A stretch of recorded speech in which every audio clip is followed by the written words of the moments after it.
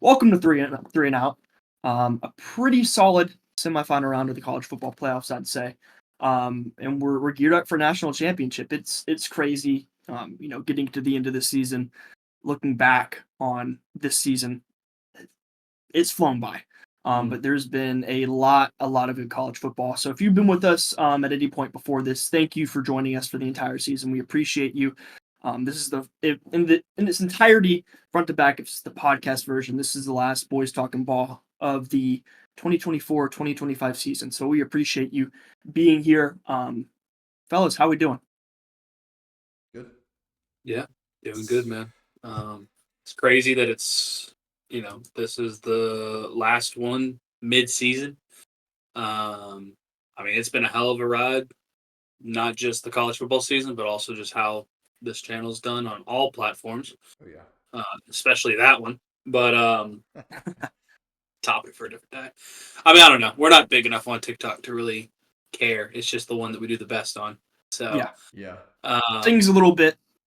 Stings a little bit, but it's not hurting the pocketbook. But yeah, I mean, just the way that conference realignment, 12-team playoff, like the SEC seemed to flip on its head, and then, I mean, the Big Ten's seemingly taking over the country, and then all of a sudden Notre Dame is good at football again. So just a crazy season. Sad to see it go. Yeah. Both of these teams in the Natty, and we'll get into this, they both had a crash out of epic proportions this season. Mm-hmm. This channel, however, did not.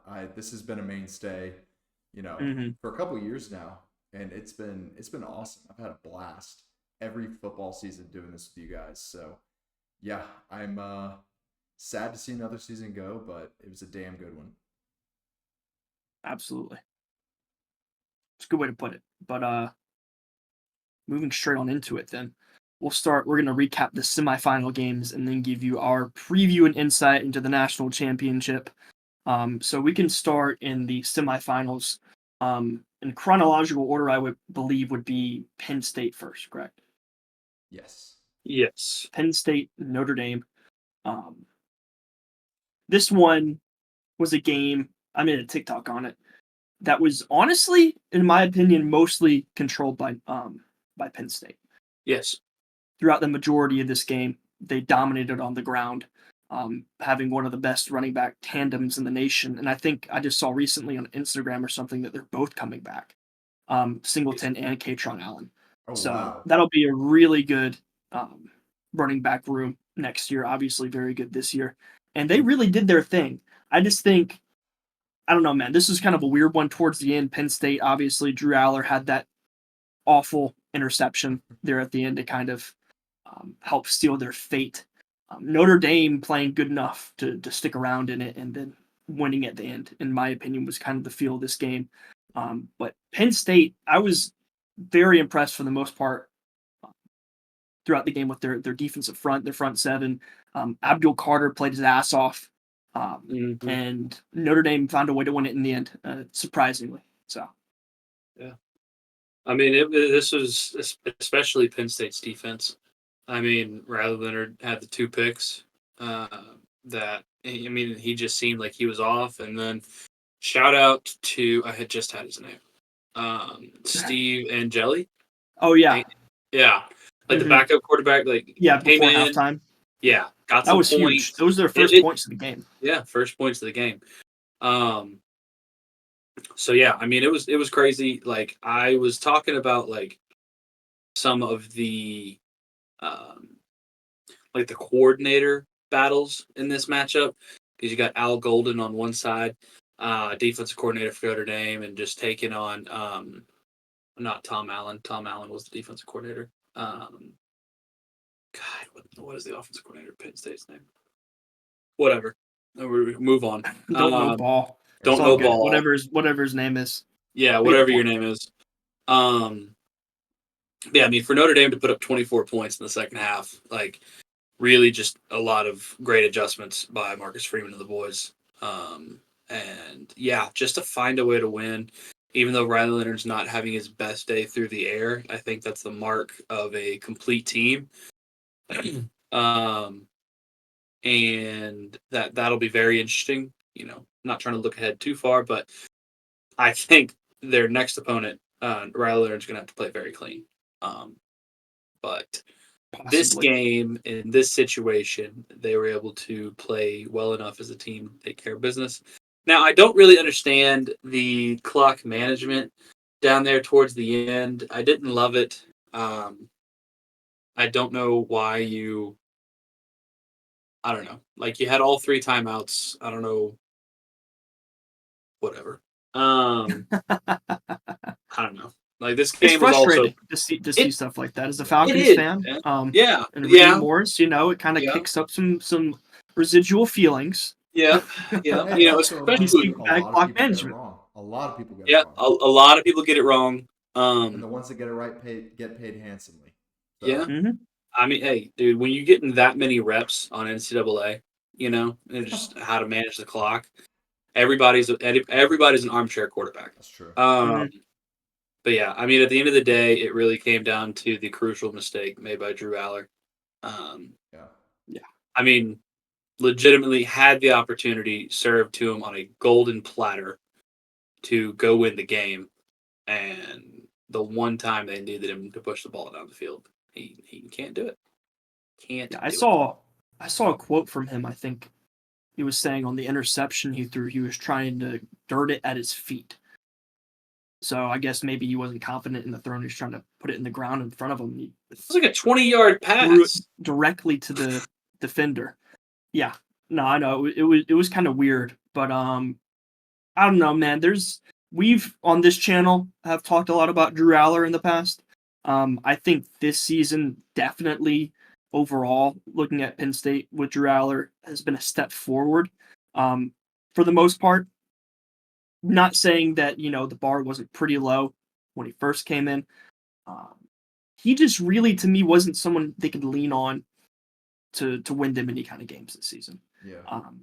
To be quite frank, I think the big games they won, they dominated on the ground. Nick Singleton, Katron Allen did their thing. Finally figured out that Tyler Warren exists, and you don't even have to give Drew Aller the ball to get in the ball. You snap it straight to him. Yeah.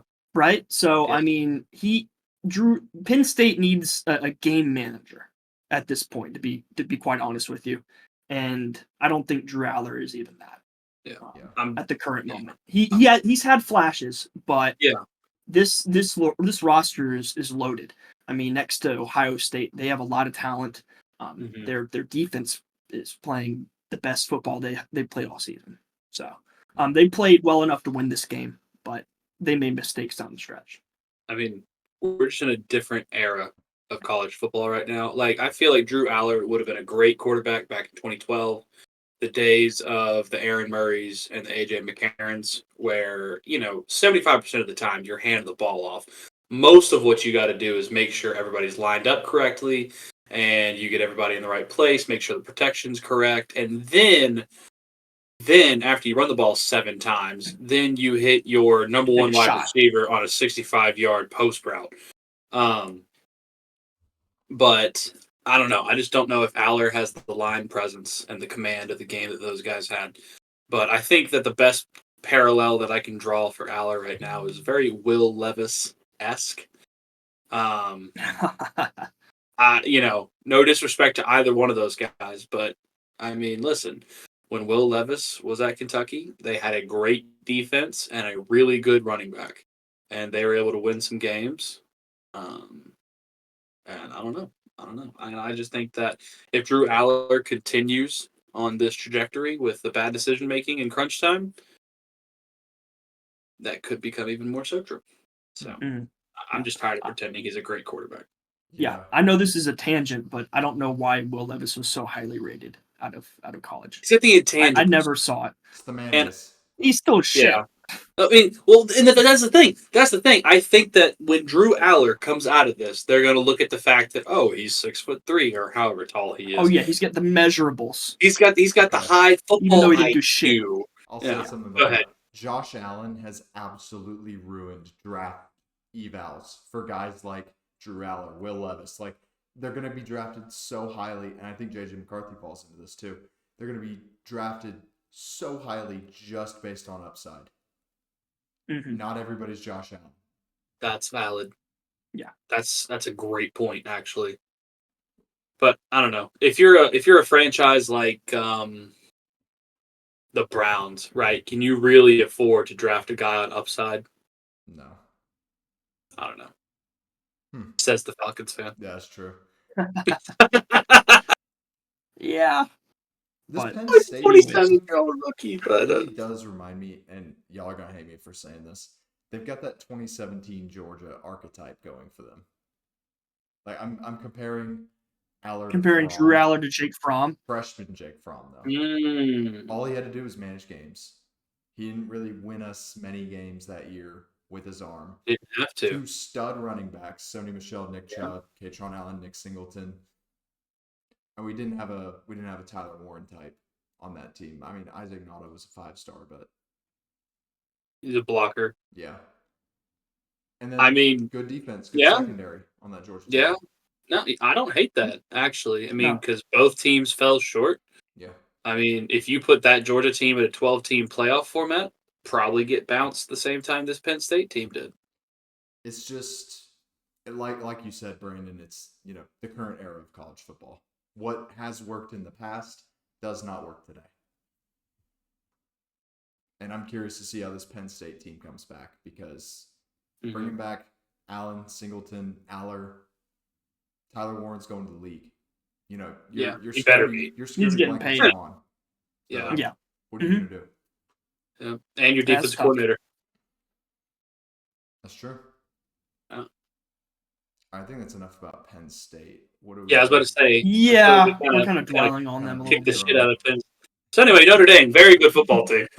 Yeah, no, they're good. I mean, I love this playoff format has already worked and given, teams like Notre Dame and Ohio State, second chances, third chances even. Obviously, Notre Dame losing to NIU early in the season, then Ohio State losing 2 games in the regular season. So, I think it's done what it's intended to do, and it kind of gives you an opportunity in college football. If you can scrape your way to the end of the season and just make it into the playoff, it turns into a situation where if you hit your stride and you're playing your best football at the end of the season, you have more games and momentum to carry that over into. Whereas before, you got to win your conference championship most likely to make the 4-team playoff, and then you get like a week off, and then it's kind of choppy, and you get a couple breaks here, but you're not really having that run down the stretch per se. Yeah, and I think that no one's really arguing like whether a team should be there when we got to, I'm going to call it the Elite Eight. I know it's not the Elite Eight, but stick with me. Like, no Same one's going to thing. really argue at the Elite Eight level if they should have been there. If Penn State Because those are should have pretty. been there or not. Yeah. Yeah, exactly. And then once we get to this, to the quarterfinal, or sorry, the semifinals, then it's like, yes, these were good games. Like, everybody knows that everybody belongs at this point. And this being the first semifinal game was a breath of fresh air. It was like, okay, we got a game that came down to the final minute of the game. Yeah. And it was a 3-point margin. Technically 2, if you count. I mean, we'll get to that, obviously. The scoop and score. 2 games came down to the final minute. Yeah. Pretty much. Technically. Yeah. I mean, Marcus Freeman and Riley Leonard and all those guys, they're putting in the work. Yeah. They look good. They do. Mm-hmm. I mean, I will say Jeremiah Love is a dog. That was that him on that rushing touchdown, the second and third effort. I Yeah. can double check for you. That was a hell of a play. Stud. Yes. Abdul Carter went for the ball instead of the tackle. Yeah, that was a damn good play. Yeah, it was Jeremiah Love, by the way. Good job. Yep. And I'm sure we'll touch more on Notre Dame a little later. I do just have to say this. It might be a little bit announcer fatigue. This is the longest college football season that we've ever had. So if that is what this is, then forgive me. I'm tired of hearing about Mitch Jeter and his fucking groin. I'm so over it. His dad, the chiropractor. Like, oh my god, dude. Like the past I'm 3 also games. it's all the same they talking will point. fucking talk about. And I don't know, like, trust me. At the time, Greg McElroy was the quarterback at Alabama. I was an Alabama fan. I am sick and tired of Greg McElroy. Yeah. Now, part of that is probably due to the Drew Aller glazing that he had going on, but I don't know. The more he talks and the more I hear him in these primetime situations, I just don't really know if he knows what he's talking about. He had a whole spiel about the clock management that we kind of touched on earlier. He was like, I don't know if he said they should score or shouldn't score a touchdown. He was saying they shouldn't score and then run the clock out, kick the field goal to end the game. But he's acting like it was the end of the world. Exactly. I don't know. There was a couple of situations where it was like it didn't really seem like he was paying attention. Yeah. But anyway, yeah, I'm done with the the Citrus Bowl. Orange Bowl. Yeah, same thing. Citrus Bowl. Yeah, both direct. Extremely different. Close enough. It was a fruit. In Florida. All right, give me a break. Only got a couple options there. Anyways, moving on to Cotton Bowl, Ohio State and Texas. As Noah alluded to earlier, if you're watching a longer video, if you haven't seen the other recap, go watch it. But this was also in addition to the Orange Bowl, what you could call not necessarily came down to the final. It came down to the final minute, really, right? When that it was a game. It was a game. It was. I mean, Texas was in position to score to tie the game with how much time was left on the clock? 2:13, something like that.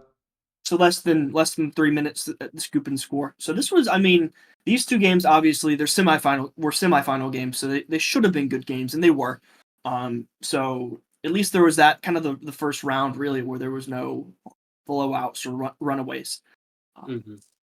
But Ohio State continuing their role. I'll be honest, they look unstoppable to me. After this, I think this was their best shot at a loss. And I'm hoping, I don't want to get too far ahead of myself because we're going to do a national championship preview, but I'm hoping this national championship game isn't reminiscent of 2012 for our sake. But I'm not saying that Notre Dame team is the same Notre Dame team as 2012, but they don't have Manti Te'o, so it's true. I think this Notre Dame team would dog walk that one. They would. I'm messing around. Man's just talking ball, Drew. Leave him alone. Let me stoke the flames, stir the pot. Yeah, of course. He's clip farming. He's clip farming. I think you got it sometimes.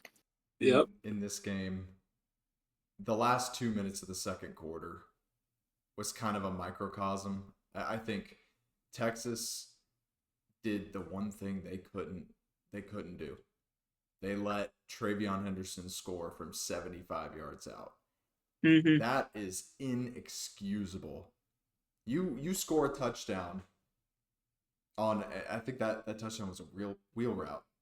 Jaden Blue from Quinn Ewers. The very first play of the ensuing drive, you give up a 75-yard touchdown. You had just tied the game.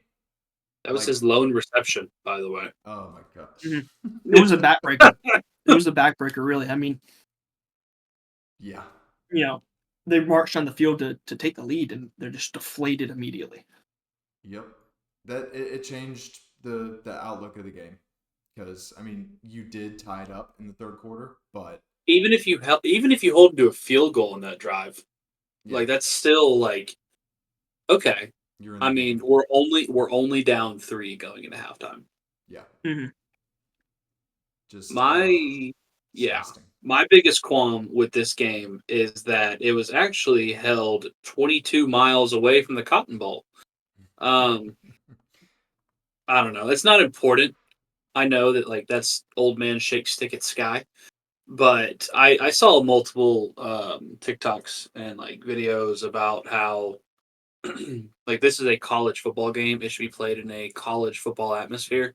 And the actual Cotton Bowl is just sitting there chilling and actually holds like 20,000+ more fans than AT&T Stadium. that it's not about ticket sales. It's not about ticket sales, but you're a purist. there's just something. Of the game. I mean, I legitimately think that's why the Rose Bowl has stood the test of time, is because it is still in Pasadena, it is still in the Rose Bowl, and it is just. I mean, as we can probably say this, it's one of the most beautiful venues in the sport of college football. It's a bucket list for me. I and- before I die, I need to Absolutely. witness Yeah. one, regardless of my For team's sure. involvement.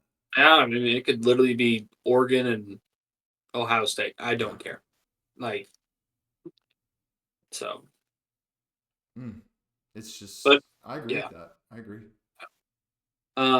Anyway, I mean, Texas honestly put up more of a fight in this game than I thought they would.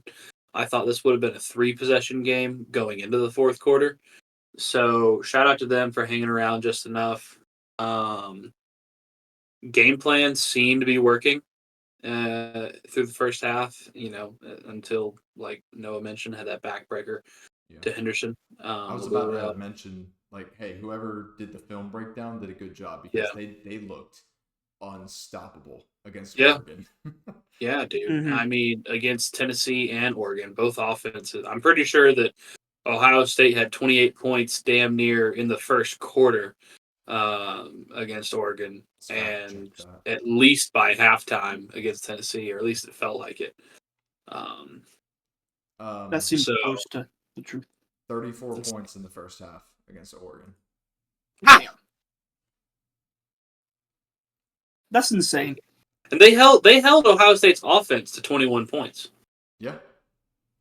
That's commendable. That's a good effort. Yeah. Yeah, I mean, Michigan held the Smith.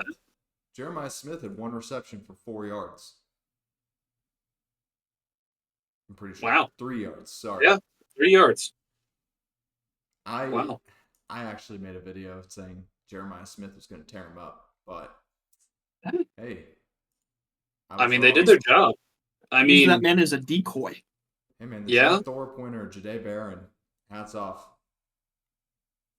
Yeah, I don't know if he was a decoy or if like the Texas defense was like, we're not going to let Jeremiah Smith beat us. You're going to have to throw it to one of your other 8 5-star wide receivers.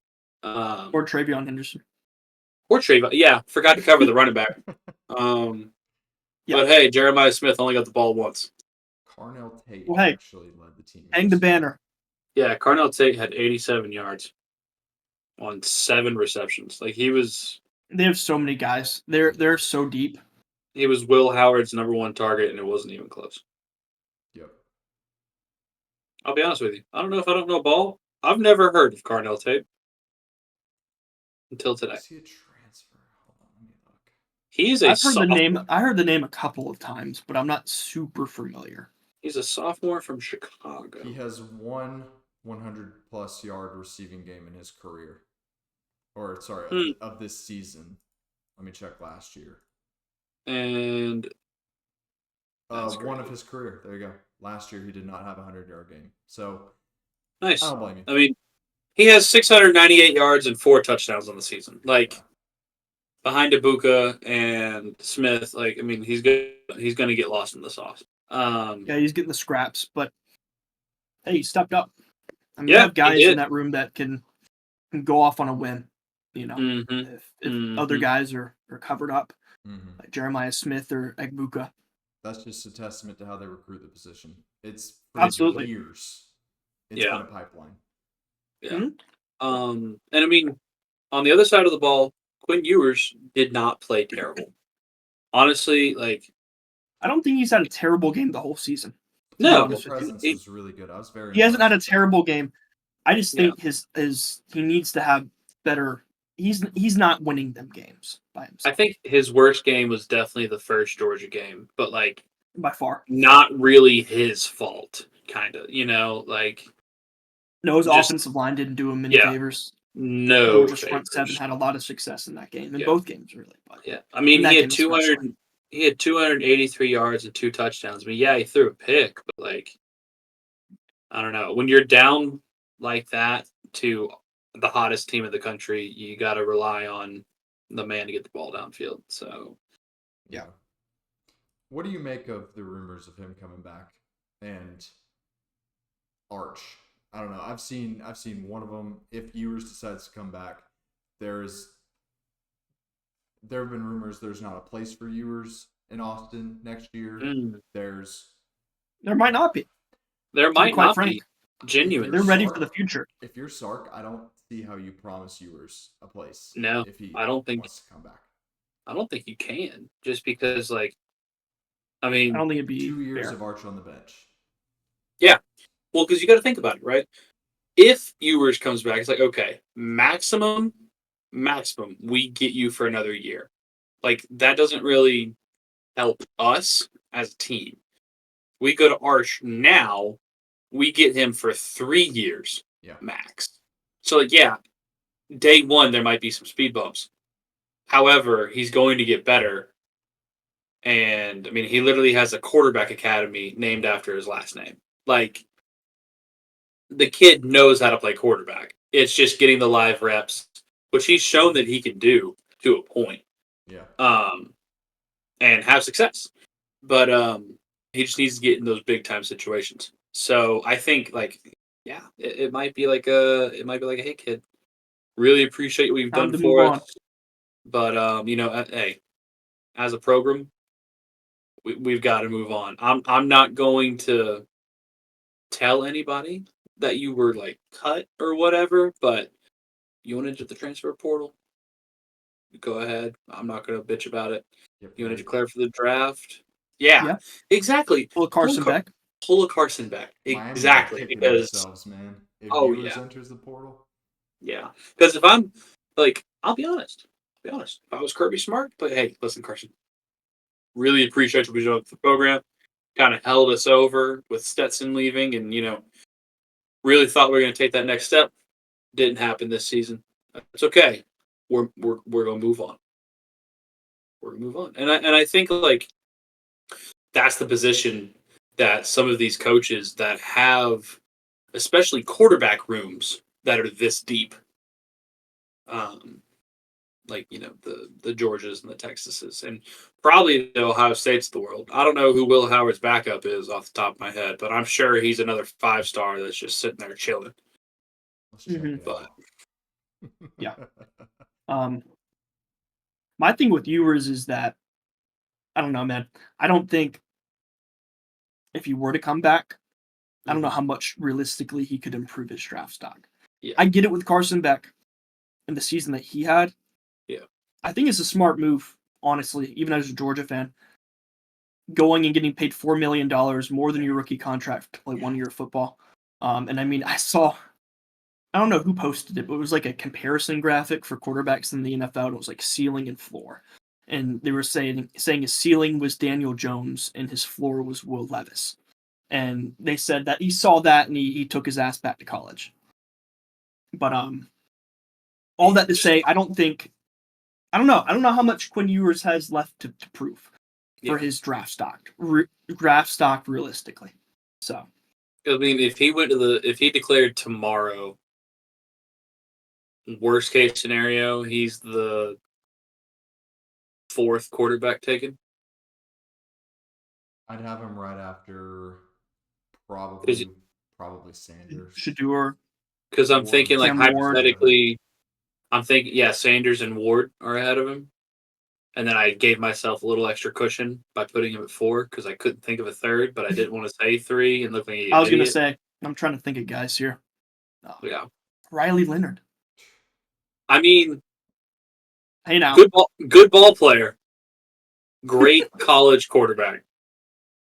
Yeah, great college quarterback. Genuinely, you take your team to a national championship, you were a great college quarterback. Riley Leonard could be a great career backup in the NFL, and probably do well when he goes in. I don't know if he would start anywhere, but I don't know, man. I don't think so. Who would you rather have? Quinn Ewers. You're an NFL team. Quinn Ewers or Dylan Gabriel? Ooh. There's the third one that I was leaving space for earlier. Yeah, just a Heisman finalist. No big deal. Yeah, no big deal. Like you do. Oh, that's a good question. That's a tough one. That is a tough one. I mean, it depends How on. old is Dylan Gabriel now?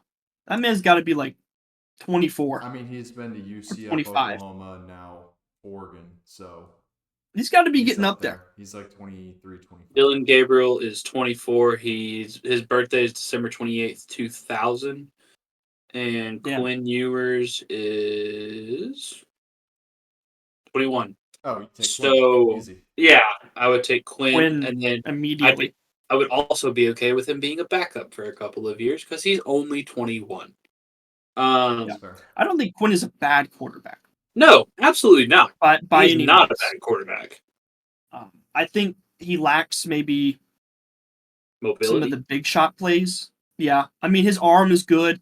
He's not a guy that's going to extend a play for you with his legs. That's just the fact of the matter.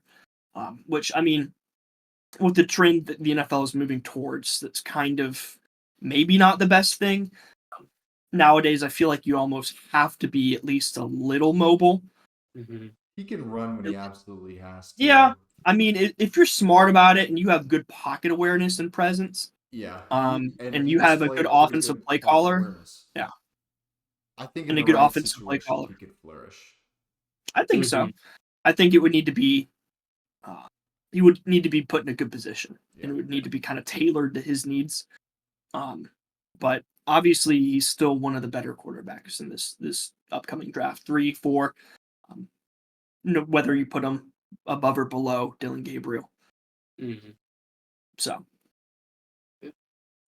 idea for off season, we take like a position group and we do Mm-hmm. like a tier list of like what we think about the prospect. Yeah, that could be I good like draft-ish content. Yeah, like the quarterbacks, Mhm. I feel like we could have a lot of discourse on some of those Yeah. guys. Yeah. Yeah. As far as recap goes, I think we about covered it, guys. Yeah. Let me That see does if there's that. any weird anecdotes I had. Yeah, anything to bridge you got before the Natty preview? Jack Sawyer has bounced back nicely from his "we're not going to let them plant their flag on their field again." Not Again. Again. Yeah. Yeah. Not Yeah. again. The man became a meme, and then now he has become what Aiden Hutchinson is for the state of Michigan. That was a sick highlight. Yep. Like that. Yeah. As a pass rusher, you can't dream up a better play for yourself. No. That's Man looked like Mr. White coming off the edge back in the day. Biggest kid on the field down there playing, what was it, single A private? Oh, yeah. What you know about it? What you know about it? Add some dogs. Yeah. Hey, if you don't want to see me coming through the A gap, pulling guard. We got to run back 3-and-out combine, man. Oh yeah. Oh, We got to dig up that footage someday. Bowie's got Get it out of the archive. Man. Yeah. It So resurfaces every year or so. Yeah. Next time we're all back in the same local area, we'll do a 225. Yeah. Well, no, let's do it. Like, Start training now. That would be yeah, hilarious. let's maybe not do 225. Maybe bump it down to like 185 on the bench, and then do some sprints. Hey man, I got us with the sprints, not the lifting part. I can't do that no more. Yeah, something tells me I would come in second in a lot of these events, especially in the weight room. And that's no diss on anybody in here. It's just I am the biggest one here. I physically weigh more than you guys, so hopefully I'll lift more. But Brandon's fucking bodybuilder. So, Yeah. what was that bench match at the peak? 345, 355. Let the people know. Dude is know. my boy is benching my squat max. Yeah, I wanted to get to 365, but maybe we'll get there one day. Hey, a pound for every day of the year. There you go. There you go. Can't ask for anything more. Anyways, off of this nice little tangent that we've gone off on, but it's in the nature of the channel. We're just shooting the shit. Anyways, the national championship this year. Notre Dame, Ohio State, in maybe a nightmare national championship for some folks. Both of these teams are very polarizing. You love them or you hate them. Yep. Notre Dame going back to Rudy and their kind of prominence in college football, and Ohio State obviously is, at the center of a lot of college football conversations that happen. Yeah. Both of these teams on what I would call a drought for one of them. Ohio State last won the national championship in 2014, the inaugural season of the 4-team playoff. They have the chance to yet again win a national championship in the inaugural year of a new playoff format. And then Notre Dame, I believe, has not won since 1988. Correct me if I'm wrong, Drew. That's correct. So they have quite a bit of a drought going for them. But this is a game, to me, where I don't have the line in front of me. I do actually. Ohio State is an 8-point favorite. So it's right in front of my face, actually. So I don't know how I missed that. It's right there. Actually, it's staring at me. It looks like it's come down 1.5 since it's opened. Ohio State opened as a 9.5-point favorite, and it's come down to 8. I like 8. That's a good number. Yeah, I like that. I think Ohio's, in my opinion, I know maybe I'm jumping the gun here, but No, go ahead. I think they probably cover. I think they win by 2 or more possessions in this game. Gut feeling, unless I can be convinced otherwise. They're the hot team in college football right now. And with a new playoff format, you have the opportunity to get hot at the end of the season, play your best football. And the regular season doesn't really matter as much. But they're absolutely loaded. Obviously, Notre Dame has looked good up until this point, surviving against Penn State, and then obviously beating Georgia and Indiana en route to the national championship. I will say on Notre Dame's end, if they want a chance to win this game, I think Riley Leonard's going to have to do it through the air, in my opinion. And I don't know. What do y'all think? He's not shown that he can do that. At least, and that's what worries me. Threw for 90 against Georgia. He actually had like a good amount of yards in the semifinal. It's not terrible. I mean, in that semifinal game in the Orange Bowl, they looked, pretty much had nothing going through the air until towards the end of the half, where Riley Leonard got hurt and their backup quarterback came in and started really moving the ball through the air for the first time and got him in field goal range. And then he had a good enough second half. Yeah. In that game. I don't know. I think I'm in the same boat. I don't really think he can do it because the Ohio State secondary, probably pound for pound, the best, if not the second best, secondary in the country this season. At least in my opinion. That's how I feel. They are quite the unit. I would agree. They're one of, if not the best unit. And probably a top 3 front 7 as well. Yeah, it's up there. Minimum. They had a lot of that defense, kind of reminiscing on last year for Ohio State when they had Cal McCord. The bright spot of that team was their defense. And if I'm not wrong, a lot of those guys end up coming back to run it back for another season. And that's kind of been a big part of their identity, is the defensive side of the ball. They got some guys, and they have guys on the offensive side of the ball too. I don't know, man. Just looking at this from on paper, by the numbers perspective, I don't really think Notre Dame has much of a chance here. If I'm being honest, I have done my rounds and listened to all the talking heads, and I don't know what everybody else is saying, if that's the consensus or not, but I don't know, man. How does Notre Dame keep it a game?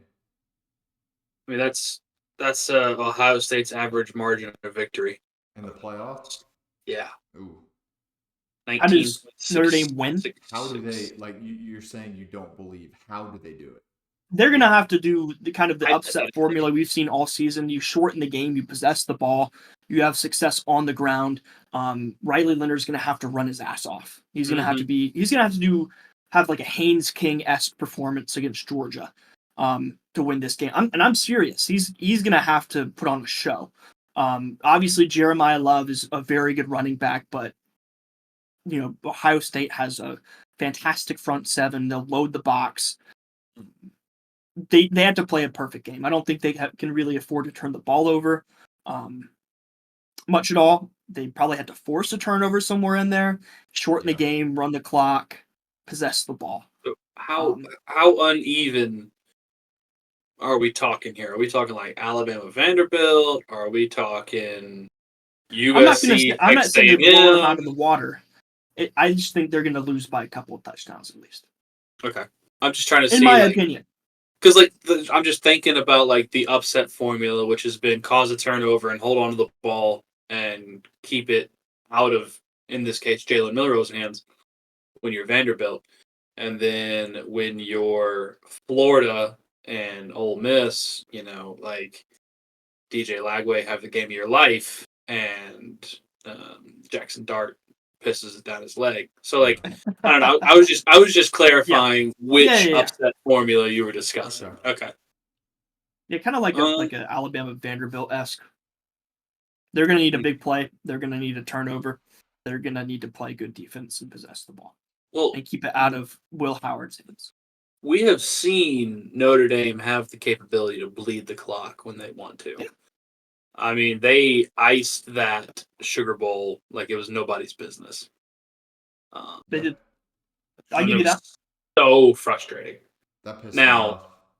It's a lot easier to ice a game when you're winning rather than like, I don't know. Like if that is the game plan, chew the clock. Keep the ball out of the most explosive wide receiver core in college football. Keep it out of their hands. Keep it out of one of the best running back duos in college football. Keep it out of their hands. Keep it out of Will Howard's hands, who's proven that he can win in big time moments. Just keep it out of their hands. I get that.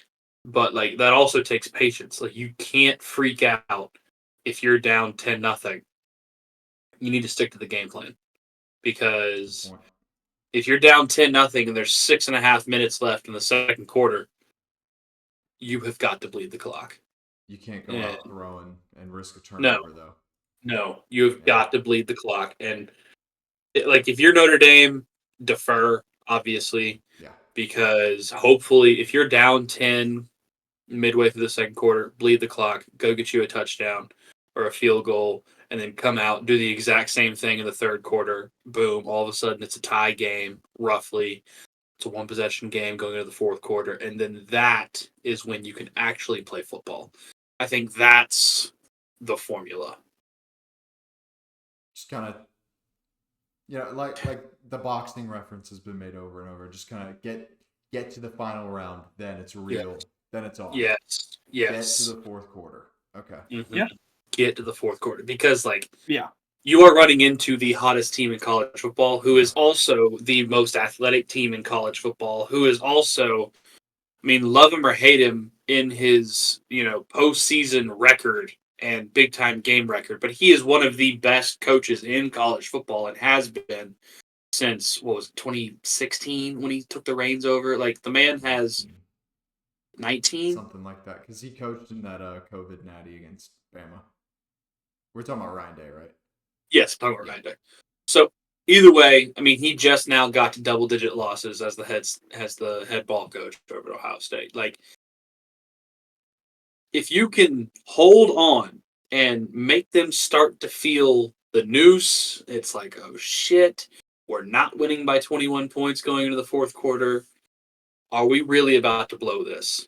And if you can get Ryan Day and Chip Kelly to start to feel that pressure again, and Will Howard to feel that pressure again, like he did at the end of the first Oregon game, then you have a fighter's chance.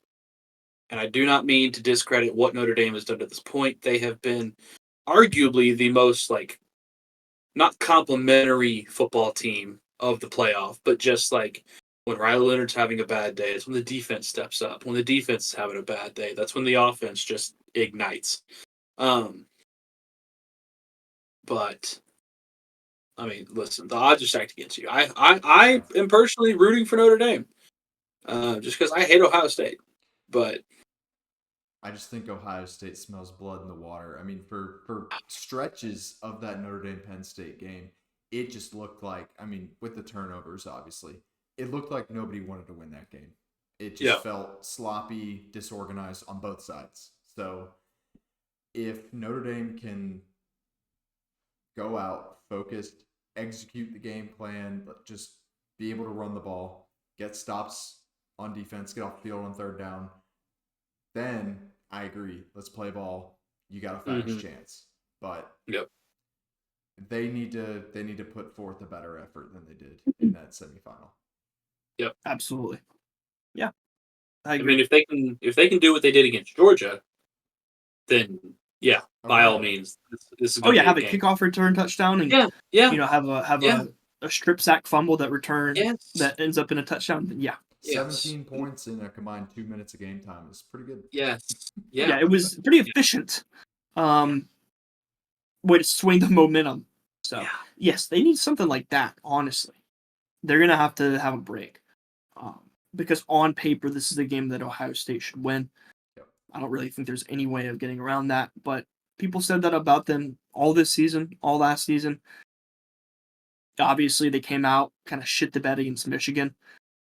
And then, what happened against Oregon happened, which was a hell of a ball game. But they have, obviously the biggest blemish is Michigan. Yeah. But the way that they played in the playoffs so far, they've obviously figured something out. Obviously that was a pretty terrible effort in that game at the end of the end of the regular season, but they've seemed to turn a new page. They're gonna have to. Notre Dame's gonna need to face the version of Ohio State that showed up against Michigan. There's I was about to have a really good point. About to pat me on the back and say how good of a football knower I am. So ball. Yeah, I forgot it. Analyst. Damn. Whatever. R.I.P. That was going to be a clip. I was going to clip it. It was. I know. And it was going to save TikTok. That was exactly what was going to happen. Joe Biden himself would have seen it and been like, I need to save TikTok. It's like, you know what, guys? Would have moved him so deeply. Yep. Last act as acting president, I am going to save TikTok because of this guy on this YouTube. We're bringing this app back. That's right. That was a terrible impression, but hey. That was a terrible impression.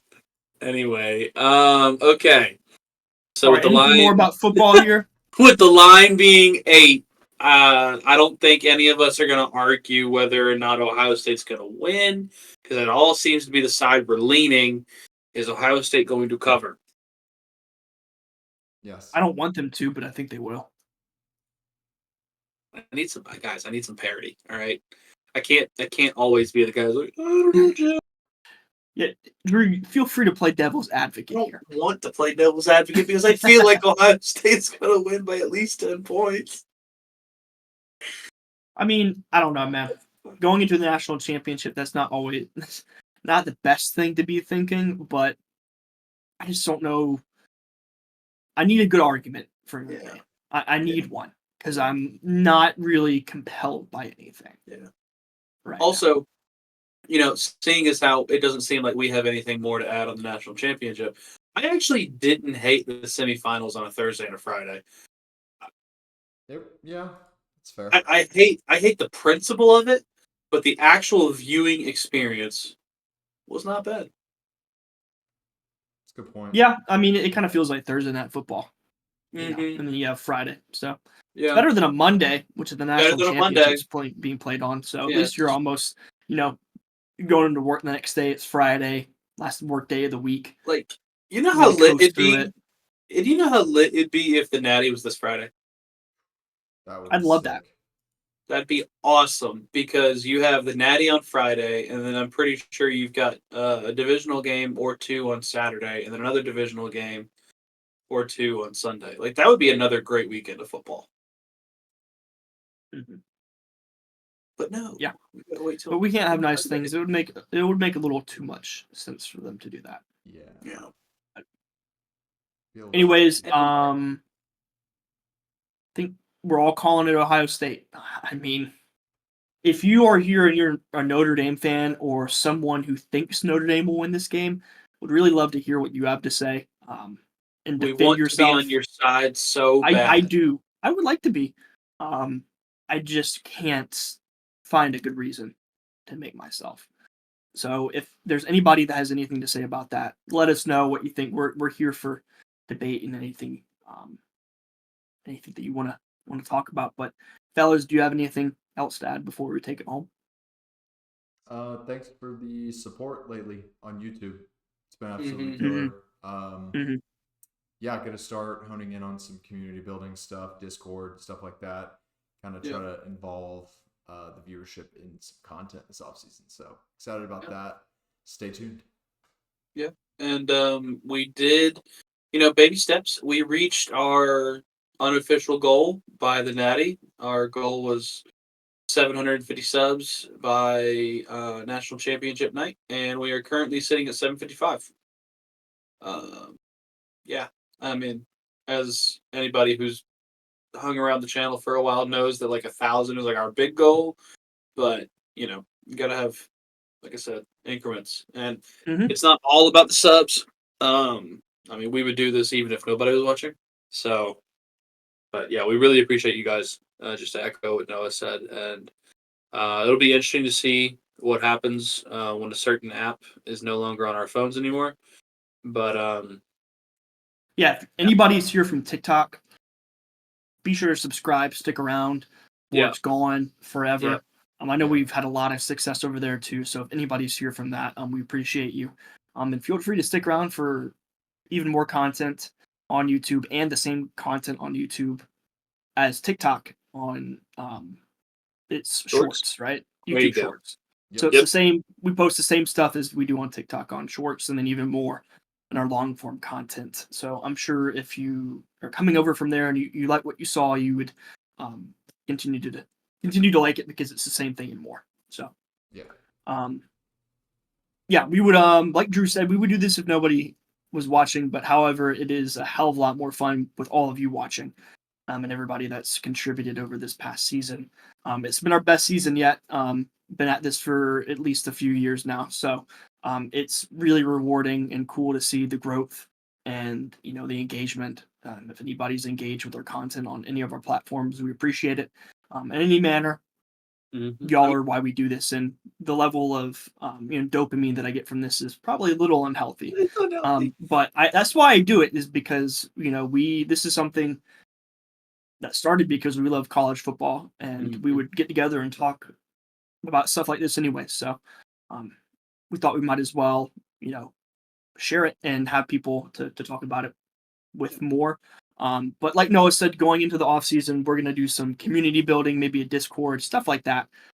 So if there's anything you want to see in particular, feel free to let us know in the comments.